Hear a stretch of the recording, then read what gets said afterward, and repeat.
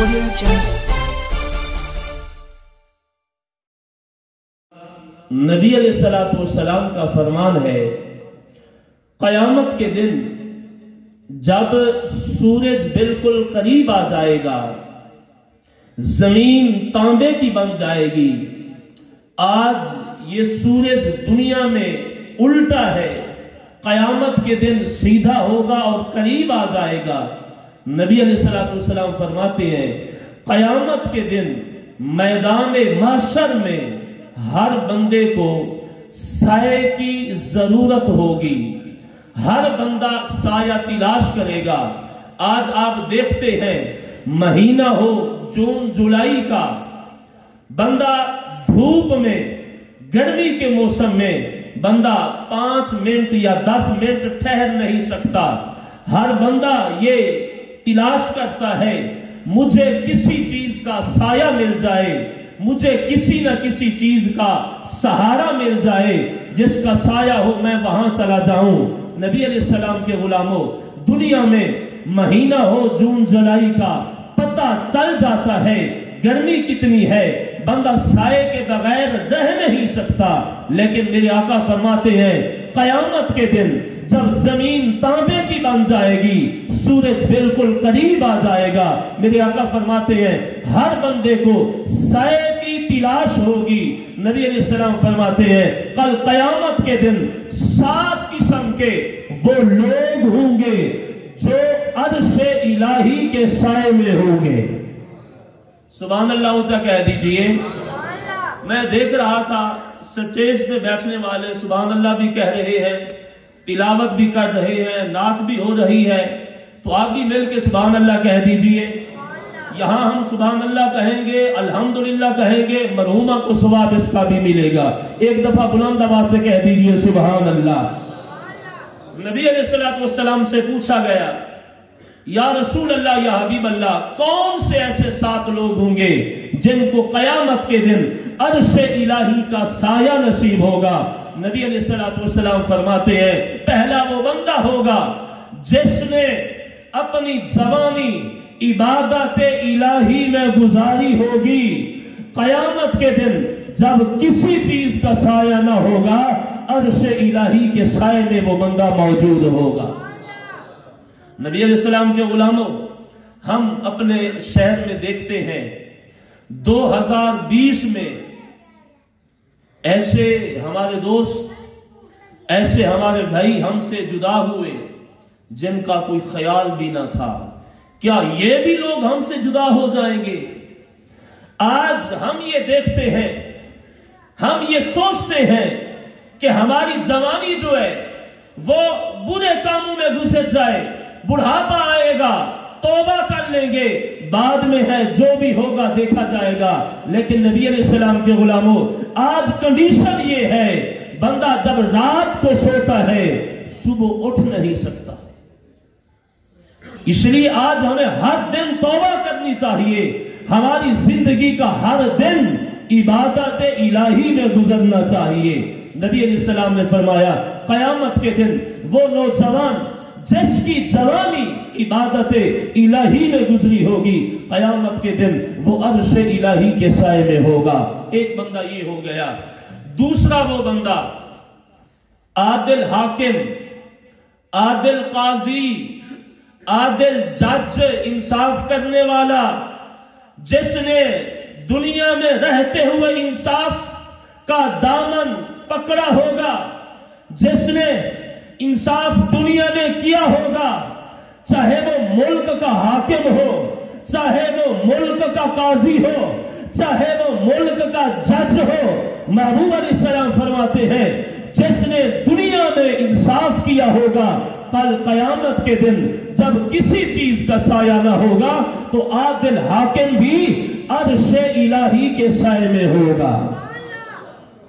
نبی علیہ السلام کے غلاموں، تیسرا وہ بندہ جس بندے کا دل مسجد میں لگا رہتا ہے، ایک نماز پڑھتا ہے، مسجد سے باہر نکلتا ہے، آپ بھی مسجد کے باہر میں ہے، جسم بھی مسجد کے باہر میں ہے، فرمایا قلب معلق بالمسجد मस्जिद, लेकिन उस बंदे का दिल मस्जिद में है। फजर की नमाज पढ़ के निकला, दिल में तमन्ना है जल्दी जोहर की नमाज का वक्त हो जाए, जोहर की नमाज अदा की, दिल में तमन्ना है जल्दी कब असर की नमाज का वक्त होगा, मैं रब के घर में जाऊंगा। नबी अलैहिस्सलाम फरमाते हैं जिस बंदे का दिल मस्जिद में मुअल्लक, मस्जिद में लगा रहता है, कल कयामत के दिन जब किसी चीज का साया ना होगा, मस्जिद के साथ दिल लगाने वाला बंदा, मस्जिद से मोहब्बत करने वाला बंदा अर्श इलाही के साए में होगा। यहां आज हम ये देखते हैं अगर कोई बंदा नमाज नहीं पढ़ता, वो कहता है मैंने नमाज नहीं पढ़ी, ये हो गया वो हो गया। अहबाब ज़िवकार, बात ये है आज अगर दुनिया में किसी बंदे के साथ हमारा झगड़ा हो जाए, हमारी लड़ाई हो जाए, हम उस बंदे को अपने घर में आने नहीं देते। नबी अलैहिस्सलाम के गुलामों, अल्लाह ताला भी उस बंदे को अपने घर में बुलाता है जिस बंदे से मेरा रब राजी होता है। जिस बंदे से अल्लाह नाराज होता है उससे रिज्क नहीं छीनता, उसको हवा भी पहुंचाता है, उसको मेरा रब बारिश भी देता है, दुनिया की हर नेमत देता है। अगर छीन लेता है उससे सजदे की तौफीक छीन लेता है, उस बंदे को अपने दर पे बुला के मेरा रब राजी नहीं होता। नबी के गुलामों, अगर हम ये चाहते हैं अल्लाह हमसे राजी हो, फिर हमें क्या करना होगा? मस्जिद में जाना होगा, अल्लाह की बारगाह में झुकना होगा, रब की इबादत करनी होगी। सहाबा ने पूछा या रसूल अल्लाह, या हबीब अल्लाह, हमें कैसे पता चलेगा हमारा रब हमसे राजी है? मेरे आका फरमाते हैं सहाबा, ये कौन सा मुश्किल काम है? जब तुम 5 वक्त मस्जिद में जाने लग जाओ, 5 टाइम की नमाज पढ़ने लग जाओ, सुन लो, फिर समझ लो तुमसे तुम्हारा रब भी राजी है, तुम्हारा रसूल भी राजी है। 3 बंदे हो गए, चौथा वो बंदा कयामत के दिन जब किसी चीज का साया ना होगा, वो अर्श इलाही के साए में होगा। नबी अलैहिस्सलाम फरमाते हैं, ये जुमला भी बड़ा काबिल तवज्जो है, फरमाया जब 2 बंदे अल्लाह की रजा के लिए आपस में मिलते हैं। आज हमारा सलाम होता है वक्त के चौधरी को, हमारा सलाम होता है वक्त के वजीर को, हमारा सलाम होता है वक्त के बादशाह को, लेकिन बहुत कम लोग हैं जो सिर्फ अल्लाह की रजा के लिए आपस में मिलते हैं, आपस में सलाम करते हैं।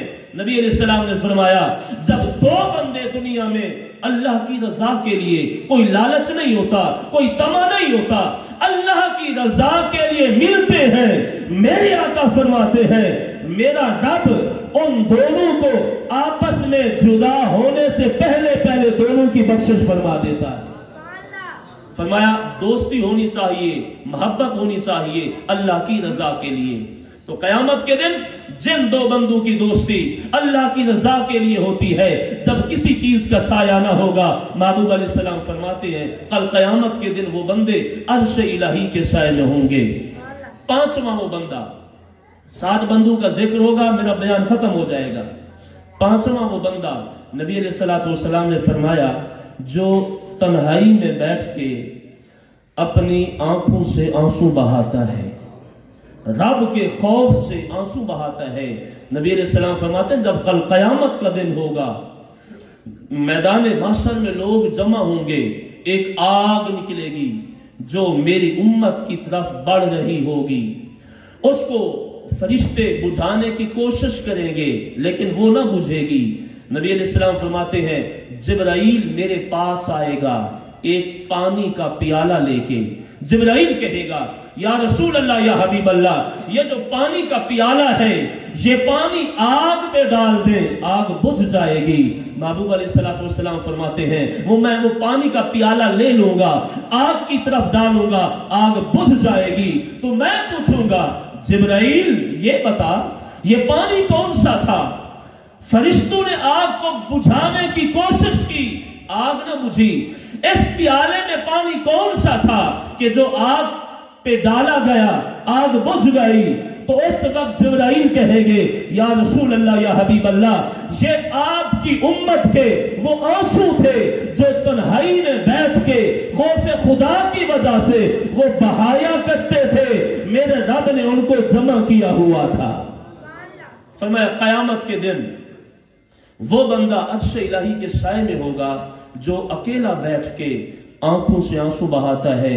نبی علیہ السلام فرماتے ہیں وہ جو چھوٹا سا قطرہ پانی کا آنکھ سے نکلتا ہے، ایک چھوٹا سا جو قطرہ ہوتا ہے جب آنکھ سے نکلتا ہے، نبی علیہ السلام فرماتے ہیں اس پانی کے ایک چھوٹے سے قطرے کی وجہ سے میرا رب جس بندے کی آنکھ سے وہ پانی نکلتا ہے اس کے سارے گناہوں کو معاف فرما دیتا ہے۔ تو آج ہمیں بھی تنہائی میں بیٹھ کے تھوڑا اپنے اندر جھانک کے اللہ کی بارگاہ میں آج ہمیں بھی آنسو بہانے چاہیے۔ چھٹا وہ بندہ، نبی علیہ السلام نے فرمایا جس بندے کو بڑی حسن و جمال والی، اعلیٰ خاندان والی، مالدار عورت گناہ کی دعوت دے، یہ بھی جملہ سنیے گا، فرمایا وہ عورت جو خوبصورت بھی ہو، خاندان بھی اعلیٰ ہو، مالدار بھی ہو، وہ کسی بندے کو گناہ کی دعوت دے اور آگے وہ بندہ کہے میں اپنے رب سے ڈرتا ہوں، فرمایا گناہ چھوڑ دے، تو قیامت کے دن یہ بندہ بھی جب کسی چیز کا سایہ نہ ہوگا، یہ بندہ بھی عرش الہی کے سائے میں ہوگا۔ آخری بندہ، آج نبی علیہ السلام کی حدیث ہے نا، فرمایا جب تم صدقہ خیرات کرو دائیں ہاتھ سے دو، بائیں کو پتہ بھی نہ چلے۔ آخری یہ بندہ، فرمایا جس نے دنیا میں صدقہ دیا ہوگا اس انداز میں کہ دائیں ہاتھ سے صدقہ دیا ہوگا، بائیں کو پتہ نہ چلا ہوگا، نبی علیہ السلام فرماتے ہیں قیامت کے دن جب کسی چیز کا سایہ نہ ہوگا یہ عرش الہی کے سائے میں ہوگا۔ آج ہم کیا کرتے ہیں، 20 کلو آٹے کا تھیلا ہوتا ہے، 10 بندے جمع ہو جاتے ہیں، ایک بیچاری خاتون کو بلاتے ہیں، 20 بندے وہ تھیلے کو ہاتھ لگانے والے ہوتے ہیں، تصویر کھینچ کے دے دیتے ہیں فیس بک پہ، 1000 روپیہ دیتے ہیں، 5 بندے 1000 کو پکڑنے والے ہوتے ہیں، پھر فیس بک پہ ڈال دی جاتی ہے۔ حضرت امام زین العابدین رضی اللہ تعالیٰ عنہ جب آپ کو غسل دینے کے لیے آپ کے جسم مبارک سے آپ کی قمیض مبارک اتاری گئی تو آپ کی پشت پہ نشانات تھے، رسوں کے نشان تھے، تو پوچھا گیا گھر والوں سے امام زین العابدین کی پشت مبارک پہ نشان کس چیز کے ہیں؟ پتہ یہ چلا حضرت امام زین العابدین مدینہ پاک کے 120 گھروں میں ہر ہفتے آپ آٹے کے تھیلے اور راشن اٹھاتے، اپنی پشت پہ اٹھا کے آدھی رات جب دنیا سو جاتی امام زین العابدین راشن اٹھا کے 120 گھر جو مدینہ میں تھے وہاں جا کے آپ گھروں میں اور دروازوں کے سامنے رکھ کے آتے تھے، امام زین العابدین رضی اللہ تعالیٰ عنہ۔ تو آج ہمیں بھی چاہیے صدقہ خیرات کیا جائے اللہ کی رضا کے لیے، جو بھی عمل کیا جائے اللہ کی رضا کے لیے کیا جائے، اگر اللہ کی رضا نہ ہو تو کوئی چیز قبول نہیں ہوتی۔ عمل تھوڑا ہو اللہ کی رضا شامل ہو، تھوڑا عمل بھی رب کی بارگاہ میں قبول ہوتا ہے، عمل زیادہ ہو عمل کثیر ہو رب کی رضا شامل نہ ہو تو وہ اللہ کی بارگاہ میں قبول نہیں ہوتا۔ احباب زیباکار، آج میں آپ کو ایک میسیج یہ دینا چاہتا ہوں، ہم یہاں اصالِ ثواب کے لیے آئے، جب ماں باپ دنیا سے چلے جائیں تو ہمیں کیا کرنا چاہیے، اولاد کو کیا کرنا چاہیے، ماں باپ کے چلے جانے کے بعد ان کے لیے بخشش کی دعا مانگنی چاہیے، ان کے نام کا صدقہ خیرات کرنا چاہیے۔ آج اگر ہم نے اپنی زندگی میں اپنے ماں باپ کے لیے دعا کی، اپنے ماں باپ کے نام کا صدقہ خیرات کیا، کل ہمارے مرنے کے بعد ہماری اولاد بھی ہمارے لیے دعا بھی مانگے گی اور ہمارے نام کا صدقہ خیرات بھی کرے گی۔ رب کائنات کی مقدس بارگاہ میں دعا ہے، خالق کائنات بھائی وسیم صاحب کے والدین، ان کے بھتیجے اور ان کے خاندان کے جتنے افراد آج تک اس دنیا سے چلے گئے، دعا ہے رب کائنات تمام کی قبروں پہ اپنی رحمتوں کا نزول عطا فرمائے۔ آپ جتنے احباب تشریف لائے، آپ میں سے اگر کسی کے ماں باپ دنیا سے چلے گئے، میری دعا ہے رب کائنات تمام کے والدین کی قبروں پہ اپنی رحمتوں کا نزول عطا فرمائے۔